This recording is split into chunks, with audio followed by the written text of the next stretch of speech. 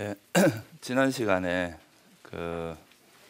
이제 지혜의 성숙되는 과정에 대해서 설명을 드렸는데요.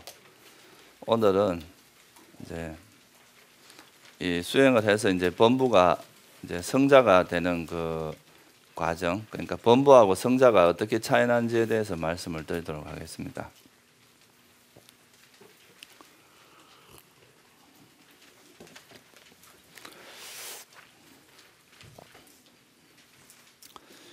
이제 이전에 제가 이제 수행은 우리 삶의 이제 고통이, 그러니까 우리 삶에 고통을 주는 마음을 내려놓고 우리 삶에 행복을 주는 마음을 이제 개발시키는 것이 이제 수행이다. 그러니까 다시 말하면 우리 삶을 고통을 주는 마음을 내려놓는 그 자체가 이제 행복한 마음을 개발하는 쪽이다, 이렇게 말할 수가 있는데요. 그래서 이제 우리가 수행을 한다는 것은 이제 우리가 지고 있는 짐을 얼마나 많이 내려놓느냐의 문제인데, 그 내려놓는 과정이 이제 지혜가 성숙되면 성숙될수록 이 내려놓음이 많아지고, 나중에는 결국에 이제 모든 걸 내려놓고 이제 완전한 행복을 실현하게 되는데요.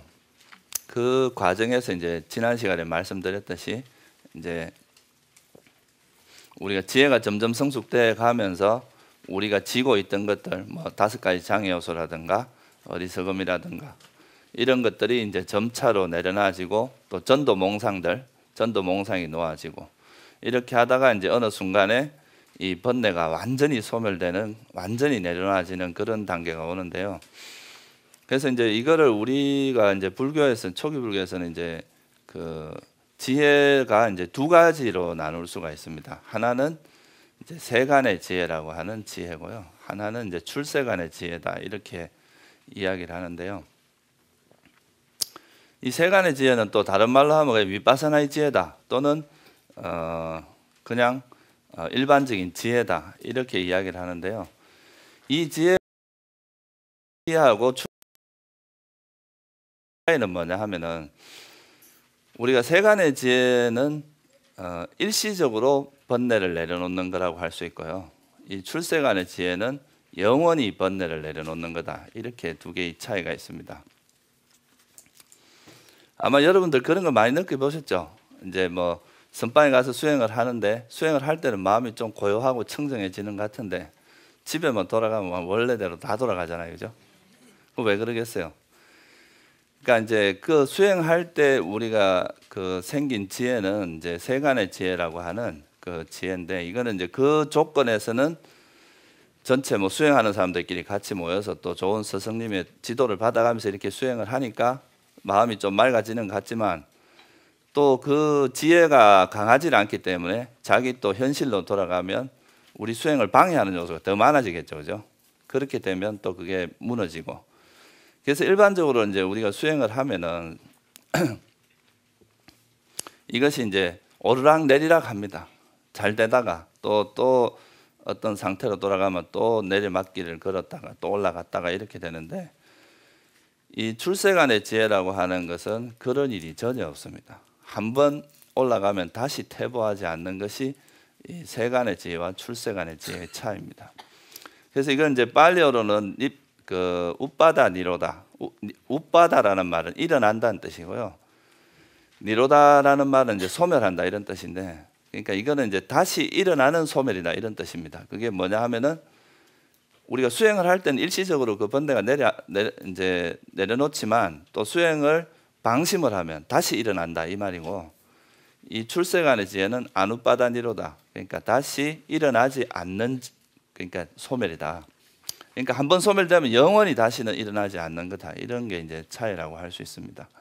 그래서 우리가 이제 수행을 통해서 지혜가 점점 성장을 하다 보면 우리가 뭘 알게 돼요? 연기나 이제 이런 거에 오온에 대해서도 이해를 하게 되고, 우리 몸과 마음에 대한 이해가 깊어지면서 이런 것들이 이제 연기적으로 존재한다는 것도 이해를 하게 되고, 그러다 보면 연기를 이해하면 뭐를 이해하게 되냐? 모든 게 이제 조건 따라 일어났다 사라지는 것을 이해하게 되니까 무상함을 이해하게 됩니다. 무상고무아라고 하는 이런 나라고 할 만한 것이 없다, 실체가 없다는 것을 이해를 하게 되고, 그걸 통해서 우리가 지고 있는 것이 이제 실제로 내가 관찰을 해보니까 이게 집착할 만한 것이 아니라는 거죠. 그러니까 집착할 만한 것이 없다는 거, 이 실체가 없는 것이니까. 그래서 이 지고 있는 것을 놓는 것이 이제 이욕이라 그럽니다. 욕망을 버린다 그러죠. 그래서 이제 이 무상고무아를 이해하게 되면 이 대상으로부터 멀어지게 돼요. 이게 혐오의 지혜인데 이렇게 멀어지게 되고 거기로부터 또 조금 더 지혜가 이제 깊어지면 이것을 이렇게 우리가 이런 걸 붙들고 있다가 멀어져서 이제 이걸 놓는 거, 이게 이제 이욕이라고 합니다. 그러면 이제 해탈이 일어나는데, 결국 이제 우리가 수행을 한다는 것은 여러분들이 이 세상, 우리가 살고 있는 이 세상은 부처님께서는 이제 모두 다 형성되었다 그랬습니다. 그러니까 조건에 의해서 만들어진 거다, 형성된 것이다. 그래서 이런 법들을 우리가 뭐라고 하냐면 유의법이라고 이야기를 합니다. 그러니까 또는 빨리어로는 쌍카라라 그래요. 쌍카라. 그래서 이 유의법이라고 하는 것이 무상하고 고고무아라는 이 세 가지의 이제 지혜를 얻는 것을 우리가 이제 일반적으로 위파사나 수행이다, 또는 세간의 지혜를 닦는 것이다, 이렇게 하는데, 이제 유의법에 대해서 무상고무아를 관찰을 하다 보면 이거에 대해서 금강경에서도 이런 이야기가 나오죠, 그죠? 일체 유의법은 뭐라 그래요? 그러니까 여몽한포영이라는 게 뭐예요? 꿈 같고 이슬 같고, 그죠? 환과 같고, 이게 이제 순간적이고 실체가 없다는 뜻이잖아요, 그죠? 그래서 이제 일체 유의법이, 그러니까 실체가 없고 무상한 것이고 실체가 없는 것을 보면 이렇게 보는 것이 뭐라 그랬어요? 이렇게 보라. 이제 여러분들 수행을 하는 게 이렇게 보고 살아라 그랬잖아요, 그죠? 그래서 이제 이 불교에서 말하는 수행은 이런 유의법이 실체가 없고 변하는 것이라는 것을 관찰하는 겁니다. 이것이 괴로움이라는 것을. 그렇게 해서 이제 그 지혜가 충만해지면 나중에 내가 이거를 이제 지고 있던 것을 관찰해 보니까 이게 질만한 것이 아니라는 것을 알게 돼요, 그죠? 그러면 어떻게 되겠어요? 이거에 대해서 더 이상 미련을 갖지 않겠죠, 그죠? 내가 지고 있는 것에 대해서. 이 지고 있었던 게 뭐예요? 유의법이잖아요, 그죠? 우리가 소위 말하는 이 몸과 마음, 이 세상, 이런 것들에서 이제 지고 있다가 이것을 지는 게 아니라 이거는 이제 안전하지도 않고 불안정하고 확실치도 않고 우리에게 행복을 주는 것이 아니라고 알게 되면, 실체도 없는 것이라고 알게 되면 그때는 마음이 어디로 향하겠어요? 그래도 우리가 믿을 만하고 확실하게 의지할 만한 것이 부처님께서 뭐라 그랬습니까? 열반이라 그랬죠, 그죠? 그거를 우리가 무의법이라고 이야기를 합니다. 그래서 이제 이 유의법에 대한 집착이 나아지면 우리 마음은 어디로 향하게 되느냐 하면 열반으로 향하게 됩니다. 그래서 그 열반으로 향하게 돼서 그 열반을 체험하는 것을 우리가 출세간의 지혜가 일어났다, 깨달음을 얻었다, 이렇게 이야기를 합니다. 그래서 이 세간에 이제 지난 시간에 말씀드렸듯이 이런 지혜가 점차 성숙을 해서 정말 이제 이렇게 지혜가 성숙하게 되면 이 세상에 대한 미련이, 집착이 없어지게 되겠죠, 그죠? 그러면 우리가 이런 세상에 대한 미련이나 집착은 버리고 열반으로 마음이 향하게 되는데, 열반으로 마음이 향해서 열반에 대해서 열반을 체험하면서 열반을 이해하는 그 지혜가 출세간의 지혜입니다. 그래서 이거를 우리가 이제 보통 불교에서는 깨달음이라고 이야기를 하고요. 이 깨달음을 얻은 존재를 불교에서는 딱 4가지 형태로 말씀을 합니다. 우리 건강경에도 나오죠, 그죠? 수다원 들어보셨죠? 예류, 수다원, 사다함, 그러니까 이제 일렉과라 그러죠, 그죠? 아나함은 불환, 그리고 아라한, 이렇게 4가지 형태의 성자가 이제 탄생을 하게 됩니다. 이런 이제 유의법으로부터 멀어져서 무의법을 얻게 되면, 그러면 여기서 이제 한 가지 이제 좀 여러분들이 이해를 하셔야 될 게, 불교에서 깨달음이라고 하는데, 내가 지나가다가 오늘 날씨가 춥구나 하고 깨닫는 거, 이것도 깨달음인가? 아니면 집에 가다 내가 걷고 있구나 하는 걸 깨닫는 것도 깨달음인가? 이 깨달음의 기준이 필요하겠죠, 그죠? 그러니까 불교에서 말하는 그 깨달음이라는 것이 뭔가에 대해서 이제 설명을 해놓은 경전이 있습니다. 이 경전이 나오게 된 계기 중에 하나가 뭐냐 하면요, 이제 그 안한존자가 맨날 이제 누가 죽으면 부처님께 막 달려와가지고 이 사람은 어디 태어났습니까? 물어보는 거예요. 또 누가 죽으면 와서 쫓아와서 이 사람은 죽어서 어디에 태어났습니까? 이제 그때 계속 이야기를 해주다가 하루 이틀이지 그것도, 그죠? 사람이 뭐 죽을 때마다 쫓아와서 자꾸 이야기를 하니까 되게 번거로운 일이 되잖아요, 그죠? 그래서 이제 부처님께서 맨날 나한테 묻지 마라. 이제 그거는 내가 나이도 들고 해서 참 번거로운 일이다. 그러니까 적어도 지금 내가 말한 이 기준에 맞으면 이 사람은 수다원이다. 그러니까 애류가에 든 사람이다.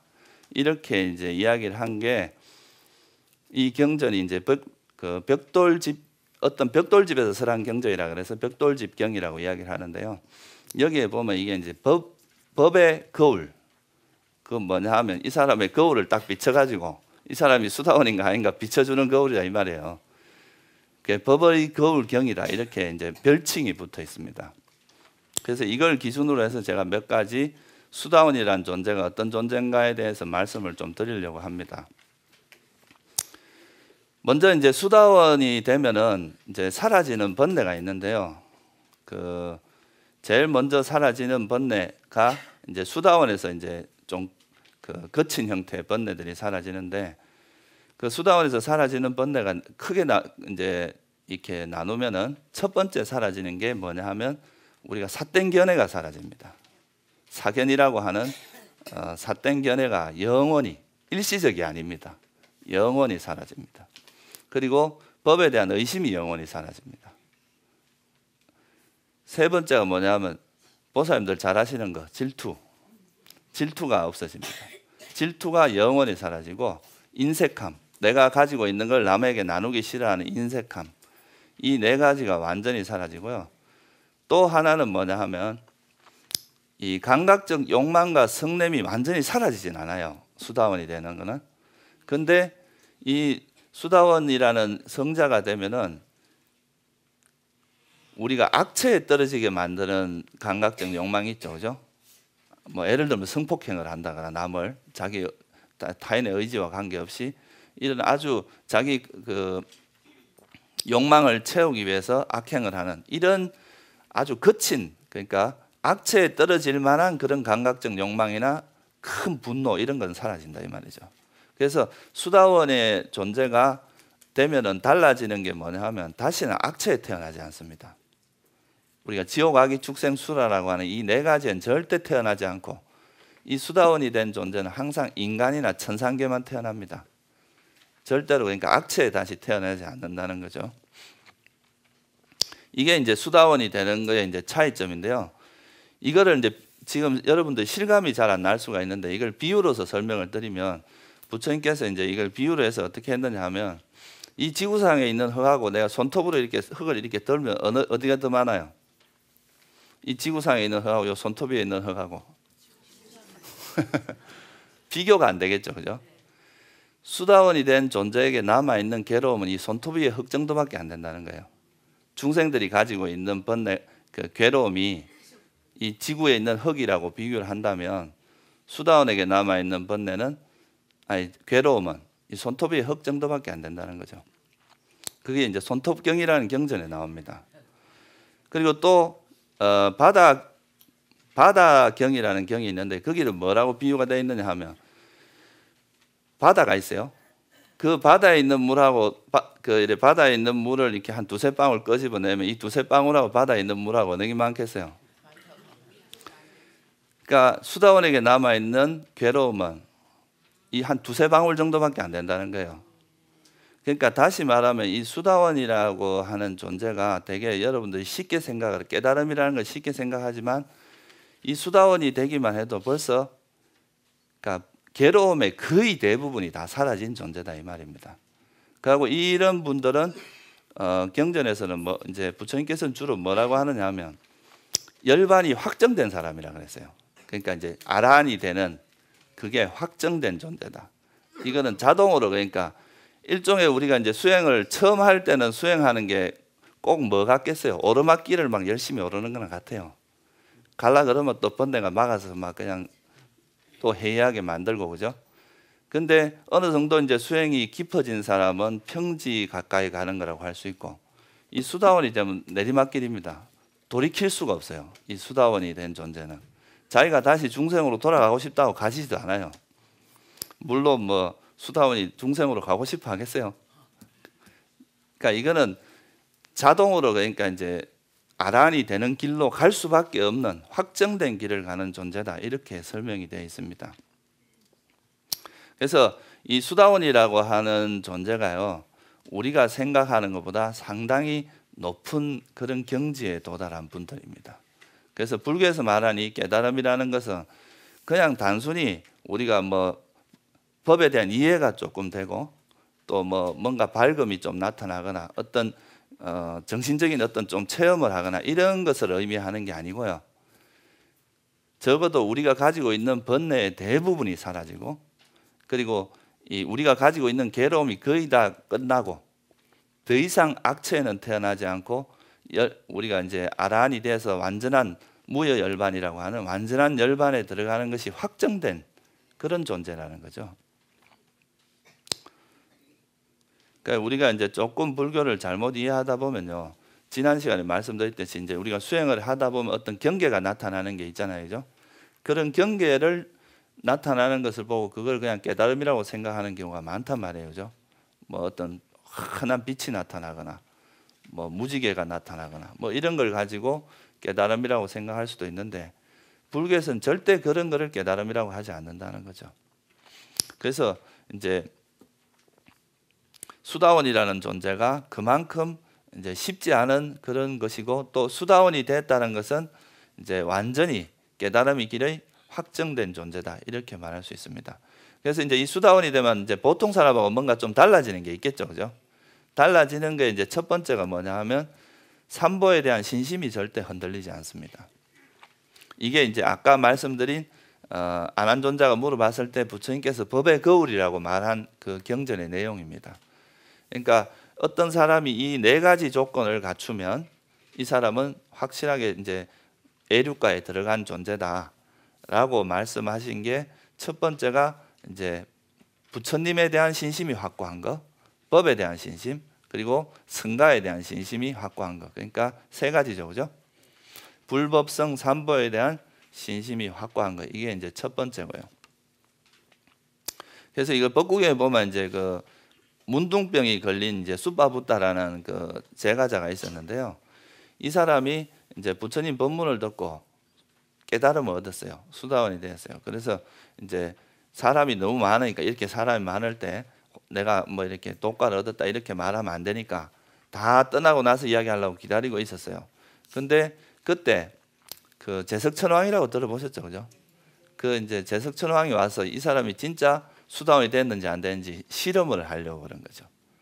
그래서 이제 와서 딱 물어보는데 너는 참 가난하게 살고 몸도 문둥병도 걸리고 참 고생을 많이 했다. 네가 만약 이 자리에서 내가 제석천왕인데 나는 할 수 있는 일이 많다. 네가 이 자리에서 불법성 삼보를 비방하고 네가 거부를 한다면 너를 최고의 거부로 만들어주고 그러니까 몸도 낫게 해주겠다. 이렇게 살 꼬웁니다.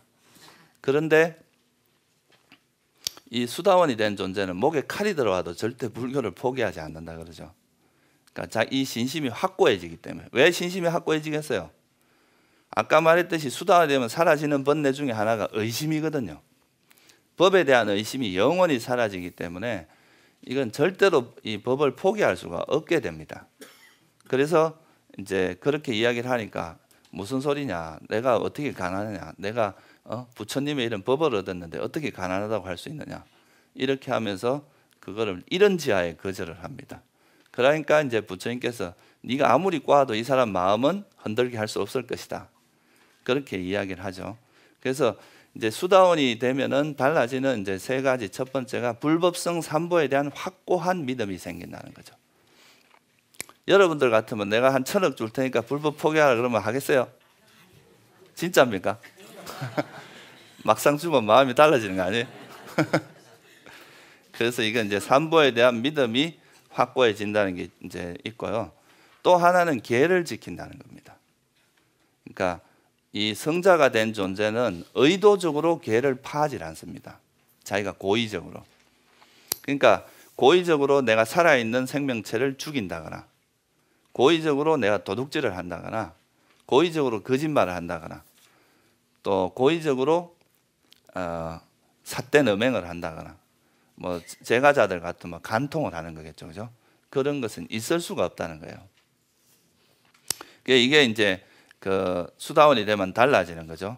그래서 이거는 이제 이거에 대한 좋은 예가 있는데요. 부처님 당시에 이제 구주따라라는 그 제가 여신도가 있었습니다.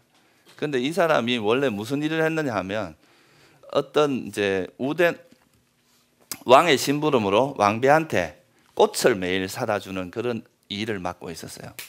그래서 매일 이제 그 왕이 돈을 얼마를 주면 그걸 이제 꽃가게 가서 꽃을 사서 왕비에게 갖다 바치는 그런 일을 했는데, 예전이나 지금이나 이제 삥땅 하는 게 있는 거죠.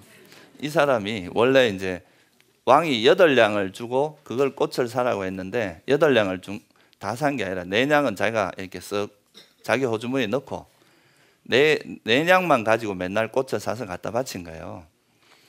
그러다가 이제 이 여신도가 그 마침 그 꽃장수 집에 부처님이 이제 대중 공양을 오신 거예요. 공양 초청을 받아서 거기 공양을 하시는 거, 거기서 법문하는 걸 듣고 그 법문 들으면서 수다원이 됩니다. 깨달음을 얻게 되죠. 수다원이 돼요. 그러니까 이제 그 깨달음을 얻고 나니까 이 깨달음을 얻은 사람은 절대 거짓말을 못 합니다. 자기 이익을 위해서나 그걸 위해서. 그래서 이 왕비한테 가서 이제 8냥을 받았으니까 8냥 어치를 사가 갔겠죠, 그죠? 평소에 오는 것보다 꽃이 2배가 많은 거예요. 그래서 이게 어떻게 된 일이냐? 예전 같으면 이제 왕의 돈을 손을 댄다는 건 죽을 수도 있잖아요, 그죠? 바로 사형에 처해질 수도 있습니다. 근데 그럼에도 불구하고 이 사람은 자기가 이제 법을 알고 나서, 그러니까 수다원이 깨달음을 얻고 나서는 설사 죽음이 오더라 해도 이 거짓말을 할 수가 없는 거예요. 그래서 왕비한테 가서 이제 꽃을 2배로 사가면서 솔직하게 이야기를 합니다. 그동안 제가 좀 설득했습니다. 그러니까 이제 보통 이제 그 지혜가 없는 왕비 같으면 오히려 막 혼을 내고 뭐 죽이거나 그랬을 텐데, 그게 아니라 그러면 네가 얻은 그 법이 뭐냐? 나에게도 가르쳐 달라. 그렇게 해서 이 구주따라라는 사람이 이제 부처님한테 법문을 듣고 오면 왕비한테 계속 전해주는 거예요. 이래가지고 왕비의 어머니, 그러니까 이제 법으로서의 어머니다. 이래가지고 아주 그 유명한 구주따라라는 이 이야기가 이제 초기 법국경에 아주 유명한 이야기 중에 하나입니다. 네, 그래서 이 그 수다원이 된 존재는 자기 목숨이 위협을 받더라도 절대 계를 어기지 않는다는 거죠. 이게 이제 좀 다른 점입니다. 그러니까 보통 사람들하고. 그래서 이 4가지가 확고하다면 이제 절대로 이 사람은 나한테 부처님께 물어볼 필요도 없이 이 사람은 수다원이다. 이렇게 이제 이야기를 한 거죠. 그런데 이제 이거를 조금 더 정확하게 이야기를 하면 수다원이 되면 이제 우리가 번뇌가 놓아질 거 아니에요, 그죠? 우리가 가지고 있는 수많은 번뇌들 중에서 이제 우리가 깨달음을 얻어간다는 건 번뇌가 점점 버려지고 놓아진다는 건데, 수다원이 되면 놓아지는 게 아까 말했듯이 일단 삿된 견해가 없어집니다. 수다원이 된 존재는 그때부터 내가 있다라는, 그러니까 나가 있다, 자아가 있다라고 생각하는 그런 견해가 완전히 사라집니다.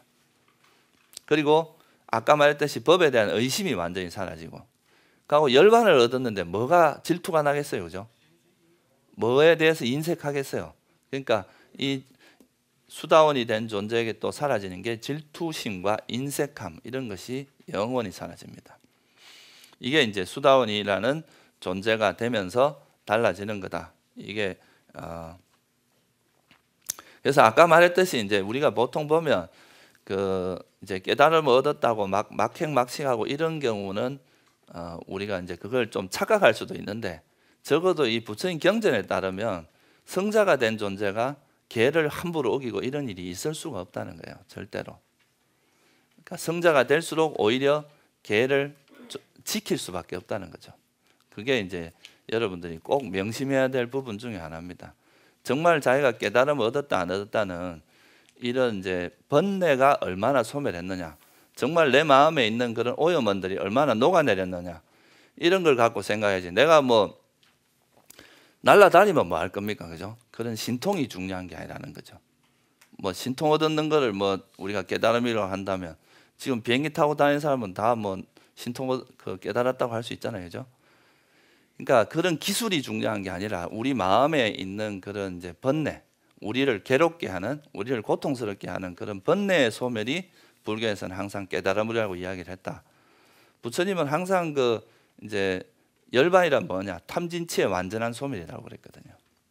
그거를 이제 좀 이해하는 게 좋고요. 그리고 이제 두 번째, 수다원이 되고 나서 그 다음에 깨달음이 만약에 또 한 번 더 일어나게 되면 그때 이제 일례과라고 그럽니다. 사다함. 이 사다함, 수다원이 된 존재는 놀아도 7생 내로 아라한이 됩니다. 그러니까 우리가 윤회를 해도 최대 7생만 윤회를 해도 아라한이 될 수 있는 존재가 되고, 일례과라는 건 딱 한 번, 그러니까 한 번 윤회를 한다는 뜻은 아니고요. 한 번만, 이 욕계나 인간 세상에는 딱 한 번만 돌아온다는 거죠. 그 다음부터는 색계나 이런 높은 세상에 태어나서 거기서 열반에 드는 존재를 일례과라 그러고요. 그러니까 일례과가 되면 두 번째 이제 이 한 번 돌아온 이 존재에게는 달라지는 게 뭐냐면 감각적 욕망과 성냄이 아주 엷어집니다. 그러니까 거친 형태의 감각적 욕망과 성냄은 없어지고 아주 미세한 것만 남고, 마지막 이제 세 번째 불환과. 불환이라는 건 어디에 안 돌아온다는 뜻이겠어요? 욕계로 다시 돌아오지 않는다. 인간계나 욕계로 다시 돌아오지 않는 존재가 되고요. 이 욕계로 안 돌아오면 색계나 무색계에 태어난다는 뜻입니다. 거기서 태어나서 거기서 아라한이 되는 존재가 불환과입니다. 이 불환과가 되면은 더 이상 감각적 욕망이나 성냄이 없어집니다. 아무리 예쁜 여자가 와서 옆에서 꼬셔도 절대 안 넘어간다 이거죠. 왜냐하면 그거는 감각적 욕망에 해당하잖아요, 그죠? 이 감각적 욕망이 완전히 없어지는 존재가 아나함입니다. 불환과. 그리고 절대 성을 안 냅니다. 성을 안 낸다는 거는 이 사람에게 목에다 칼을 대도, 칼을 대갖고 딱 두려움이 일어나면 그게 뭐예요? 두려움도 일종의 성냄이거든요. 그런 게 없다는 거예요. 아나함만 돼도 절대 두려움이라는 것이 없다는 거죠. 그리고 아무리 그 아름다운 또는 아무리 뭔가 좋은 걸로 유혹을 해도 절대 넘어가지 않는 것이 감각적 욕망. 이 감각적 욕망이 사라졌기 때문에 그렇죠, 그죠? 그래서 이제 욕계라는 곳이 감각적 욕망이 주된 세상이기 때문에 이거로부터 벗어나게 되면 다시는 욕계에 돌아오지 않는다는 뜻이죠, 그죠? 그래서 이 불환과가 되면은 보통 사람하고 확실하게 달라집니다. 수다원과 사다함은 약간 저 사람이 깨달았나 안 깨달았나 의심을 할 수도, 이제 좀 헷갈릴 수도 있지만, 아나함과, 그러니까 불환과에 도달한 존재는 이 감각적 욕망, 우리가 보통 가지고 있는 번뇌가 완전히 사라지기 때문에 성을 안 낸단 말이에요, 이 사람은 절대로. 그러니까 이제 크게 달라지죠. 그 나머지 번뇌는 아라한이 되면서 다 사라집니다. 그러니까 아라한이 돼야만 사라지는 번뇌가 뭐냐 하면 어리석음. 어리석음이 그만큼 찌르기다는 겁니다. 그리고 아까 감각적 욕망은 사라졌지만 다시 태어나고 싶어하는 욕망은 존재에 대한 욕망이라고 하거든요. 이 존재에 대한 욕망은 아라한이 안 되면 안 사라집니다. 그래서 이것도 끝까지 가요. 우리가 아라한이 돼야만이 사라지는 번뇌라고 할 수 있고요. 그리고 뭐 해태, 혼침, 게으름, 뭔가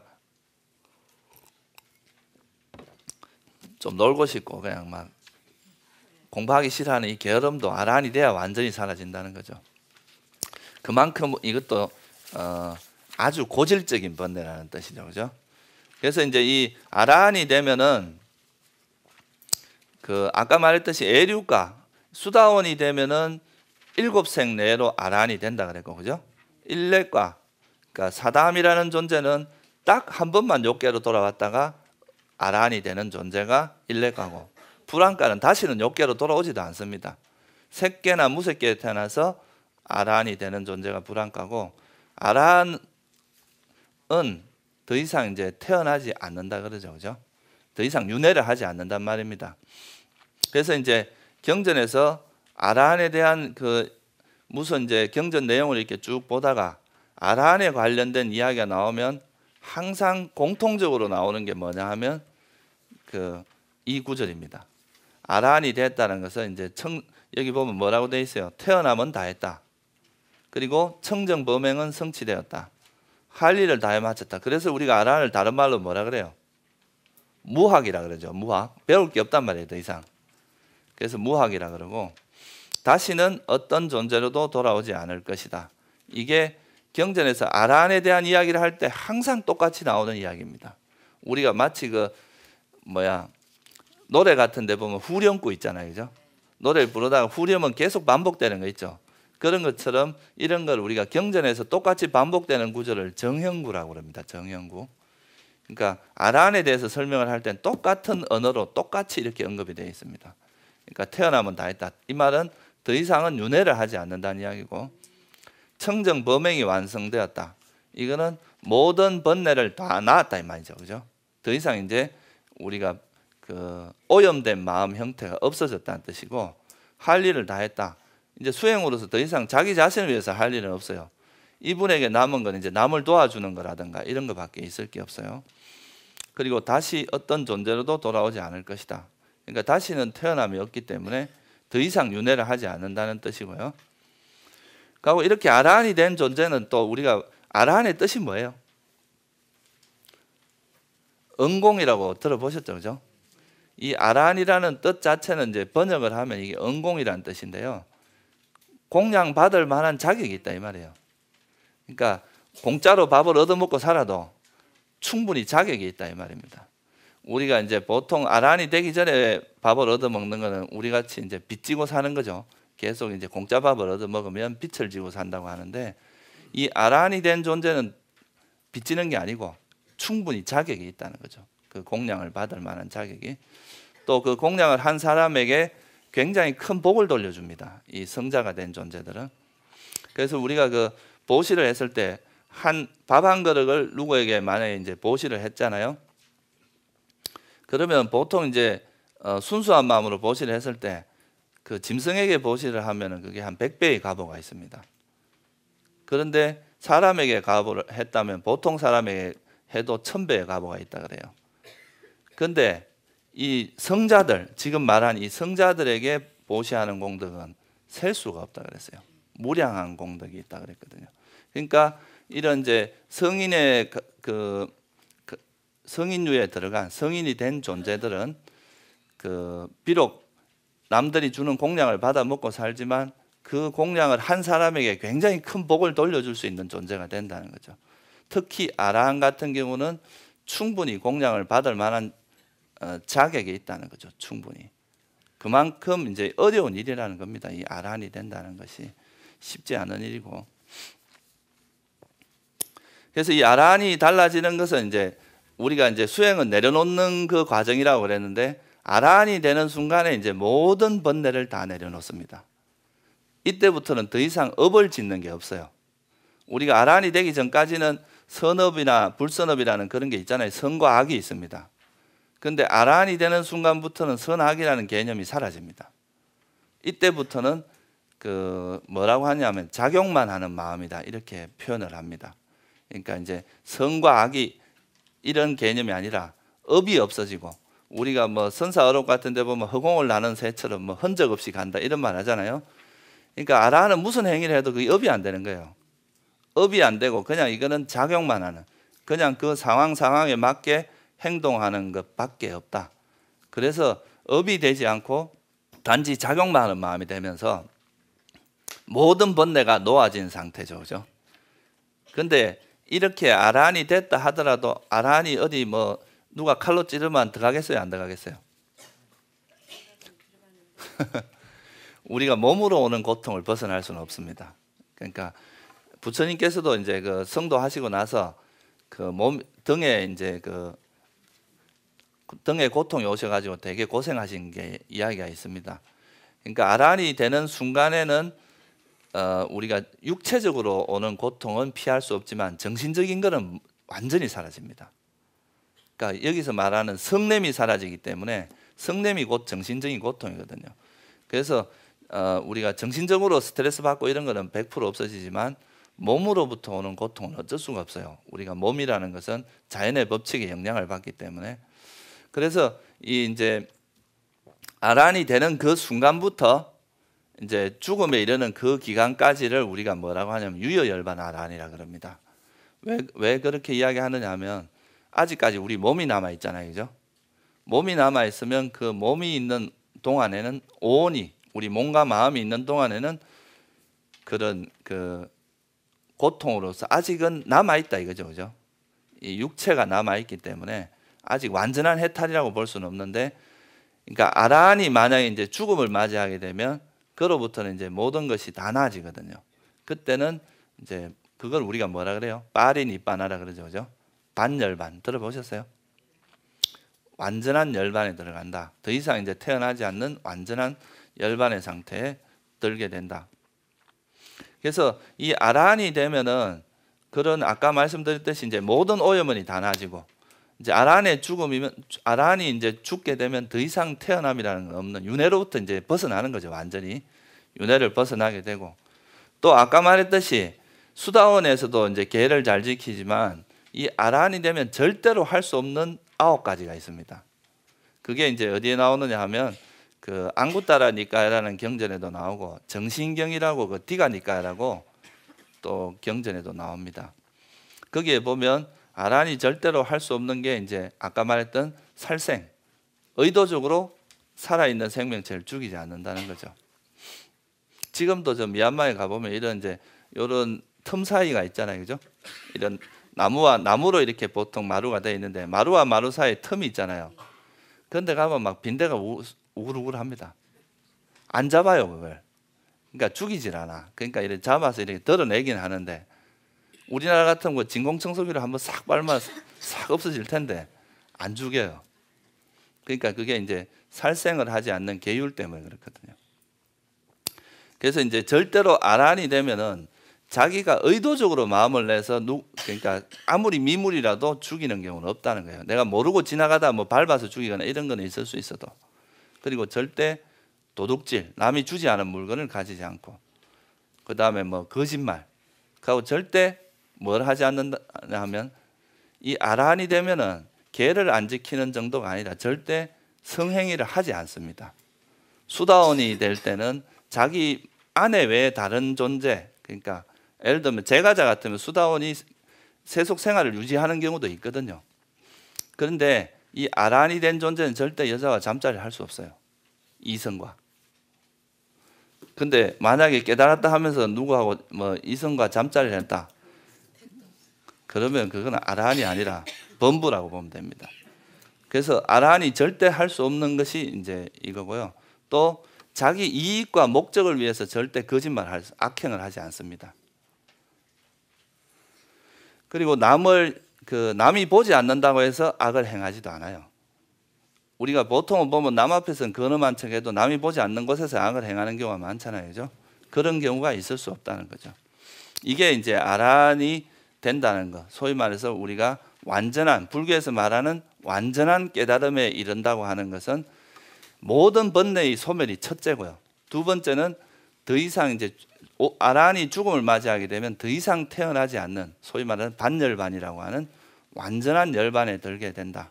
그게 이제 아란이 가지고 있는 보통 존재와 달라지는 겁니다.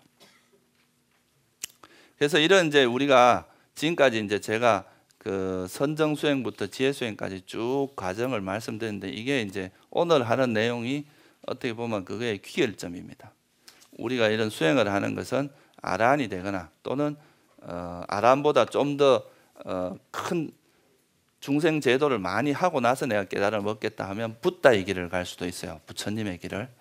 그럼 붓다로서 이제 이렇게 깨달음을 얻고자 하거나 그런 길이 여러 가지가 있지만, 결국은 이제 우리가 고통으로부터 벗어나기 위해서는 탐진치를 완전히 소멸하지 않고서는 완전히 벗어날 수는 없습니다. 그래서 불교에서 말하는 이제 우리가 개인의 고통을 소멸하는 마지막 지점은 바로 이제 아라한이 되는 거죠, 그죠? 그러니까 이제 부처님도 결국은 아라한의 스스로도 당신은 이제 아라한이라고 그러셨거든요, 그죠? 우리가 부처님의 10대 명호 첫 번째 뭐예요? 열의 응공이 아라한이거든요. 그러니까 스스로가 아라한이, 부처님도 아라한 중에 한 분이십니다. 그래서 이 되는 건데, 이렇게 이제 우리가 수행을 하는 이런 과정에서 여러분들이 지금 당장은 뭐 이런 아라한이 되기가 뭐 금생에 될 수도 있고 안 될 수도 있는 분도 있겠지만, 계속 지속적인 노력을 통해서 이런 이제 지혜가 자꾸 성숙해야 됩니다. 지혜가 성숙하고 성숙해서 그 출세간에, 그러니까 세간의 도라는 건 팔정도를 닦는 거거든요. 이 팔정도를 닦고 하다 보면 나중에 이제 이 팔정도가 충분히 무르익어서 이제 나타나는 깨달음이 뭐라고 하냐면 출세간의 팔정도라 그래요. 우리가 그냥 이제 개정해를 닦는 것은 세간의 팔정도라 그러고, 이걸 통해서 아까 말한 수다원 사다음 아나함 아라한이 되는 그런 깨달음이 일어나는 것을 출세간의 팔정도라고 하는 거고, 우리가 깨달음이 일어나는 게 바로 팔정도의 완성입니다. 그 이전에는 이제 이런 팔정도를 우리 생활 속에서 닦아 나가는 거고, 이 팔정도가 완성되는 것은 이제 성자가 되면서 완성이 된다 이거죠, 그죠? 그래서 여러분들도 언젠가는 그런 때가 그런 것을 우리가 이제 서원을 세우고 항상 그런 방향으로 그 방일하지 않고 노력하는 것이 굉장히 중요하다는 거죠. 중간에 이렇게 자꾸 이제 그 태굴심을 내고 이렇게 하면, 우리가 실제로 이제 그 부처님께서 이 사람 몸을 받은 사람이 참 드물다 그랬거든요. 이 손톱에 대한 비유가 되게 자주 나옵니다. 인간 몸 받는 것도 요 손톱이 흙 정도밖에 안 된대요. 그만큼 어렵다는 거죠, 그죠? 그리고 또 인간의 몸을 받고도 이런 부처님 법을 만나서 이런 팔정도나 이런 부처님의 바른 가르침을 만나서 그 수행을 해서 이제 이런 그 바른 견해를 세우고 그걸 통해서 이제 여러분들이 결국 아라한이 되는 이런 길을 가는 것은 쉽지가 않습니다. 그러니까 여러분들 이런 법을 만나고 또 수행할 수 있을 때 많이 수행하셔가지고 꼭 성불하시기 바랍니다. 오늘 마치겠습니다.